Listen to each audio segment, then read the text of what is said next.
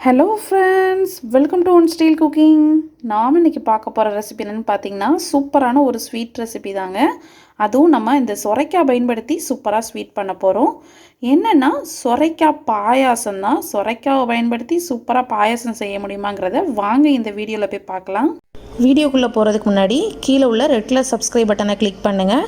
கூடவே பக்கத்தில் உள்ள பெல் ஐக்கானையும் கிளிக் பண்ணுங்கள். அப்போ தான் நான் போடுற வீடியோ எல்லாமே உடனுக்குடன் உங்களுக்கு தெரிய வரும். வாங்க இப்போ வீடியோக்குள்ளே போகலாம்.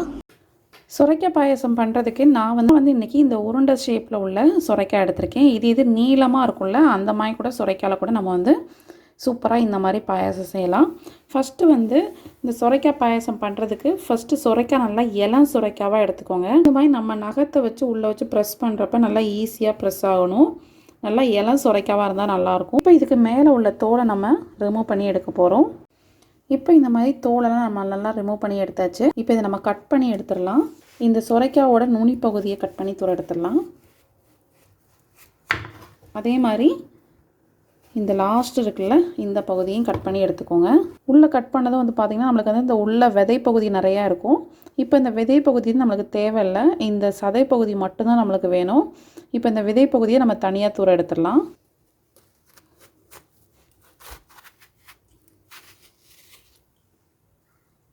பாருங்கள், சூப்பராக அதோட சதை பகுதி மட்டும் சூப்பராக கிடச்சிருக்கு. இதே மாதிரி எல்லா விதை பகுதியும் நீக்கி எடுத்துடலாம். நம்ம கத்தி வச்சு எடுக்காமல் இந்த மாதிரி ஒரு ஸ்பூனை வச்சு கூட நம்ம இதோட விதை பகுதியை நல்லா ஈஸியாக எடுத்துடலாம். பாருங்கள், நல்லா ஈஸியாக எடுக்க வரும்.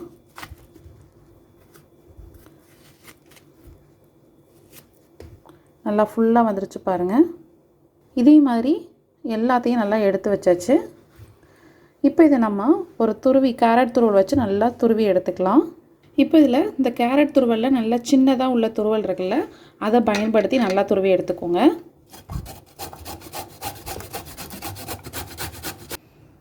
பாருங்கள், இந்த மாதிரி நல்லா சூப்பராக வந்து கிரேட் பண்ணி எடுத்தாச்சு. இதோட கலர் வந்து பார்த்திங்கன்னா அவ்வளோ சூப்பராக இருக்குது. நான் வந்து பார்த்திங்கன்னா பாதி தான் யூஸ் பண்ணியிருக்கேன். நீங்கள் வந்து உங்களுக்கு எந்தளவு குவான்டிட்டி செய்கிறீங்களோ அதுக்கேற்ற யூஸ் பண்ணிக்கோங்க. இப்போ நம்ம பாயாசம் செய்ய ஆரம்பிச்சிடலாம். ஃபஸ்ட்டு ஒரு பேனில் கொஞ்சமாக கீ எடுத்துக்கோங்க. நான் ஒரு 2 டேபிள் ஸ்பூன் போல் கீ ஆட் பண்ணியிருக்கேன். கீ நல்லா மெல்ட் ஆனதும் இதில் கொஞ்சமாக நட்ஸ் ஆட் பண்ணிக்கலாம். நான் வந்து கேஷ்யூ நட் மட்டும் ஆட் பண்ணுறேன். நீங்கள் உங்களுக்கு கிஸ்மிஸ் வேணுன்னா கிஸ்மிஸ், பாதாம் எதுனாலும் ஆட் பண்ணிக்கலாம். இதை லைட்டாக கலர் சேஞ்ச் ஆகிற அளவுக்கு வறுத்து எடுத்துக்கோங்க. இப்போ நல்லா கலர் சேஞ்ச் ஆகிடுச்சு. இந்த நெய்யிலையே நம்ம துருவி வச்சிருந்த சுரைக்காவையும் இதில் ஆட் பண்ணிக்கலாம். இதை சேர்த்து இந்த நெய்யிலையே நல்லா பச்சை வாசனை போகிற வரைக்கும் நல்லா வதக்கிக்கோங்க. இதோட ரா ஃப்ளேவர் நல்லா போகணும். எந்த அளவு வதக்குறீங்களோ அதை பொறுத்து உங்களுக்கு டேஸ்ட் ரொம்ப நல்லாயிருக்கும். இப்போ பார்த்திங்கன்னா இந்த கீலையே நல்லா இந்த சுரைக்காய் வந்து நல்லா வதக்கிருக்கு. இதை வந்து இன்னும் நல்லா நம்ம வேக வைக்கணும். நான் வந்து பார்த்திங்கன்னா ஃபுல்லாக பால் ஊற்றியே வந்து இந்த சுரைக்காய் வந்து குக் பண்ண போகிறேன். அதோட டேஸ்ட் வந்து ரொம்ப நல்லாயிருக்கும். நீங்கள் உங்களுக்கு தேவைப்பட்டுச்சுன்னா கொஞ்சமாக தண்ணி சேர்த்து வேக வச்சுட்டு அப்புறம் பாலெல்லாம் சேர்த்து பாயசமாக ரெடி பண்ணலாம். இப்போ இதில் மில்க் ஆட் பண்ணிக்கலாம். பாலெல்லாம் சேர்த்து நல்லா மிக்ஸ் பண்ணி விட்டுக்கோங்க. இதில் உங்களுக்கு தேவைப்பட்டுச்சுன்னா நீங்கள் வந்து ஜவ்வரிசி சேர்த்துக்கலாம், இல்லை வந்து சேமியா சேர்த்துக்கலாம். உங்களுக்கு என்ன வேணுமோ ஆட் பண்ணிக்கலாம். ரொம்ப நல்லாயிருக்கும். நான் வந்து பால் மட்டும் ஆட் பண்ணியிருக்கேன். நீங்கள் தேவைப்பட்டுச்சுன்னா கொஞ்சம் தேவையான அளவு தண்ணியும் கூட நீங்கள் ஆட் பண்ணி இதை வந்து நல்லா குக் பண்ணிக்கலாம். இதில் ஃப்ளேவருக்காக பார்த்திங்கன்னா கொஞ்சமாக வந்து குங்குமப்பூ ஆட் பண்ணுறேன். இது கூடவே கொஞ்சமாக ஏலக்காய் தூள்.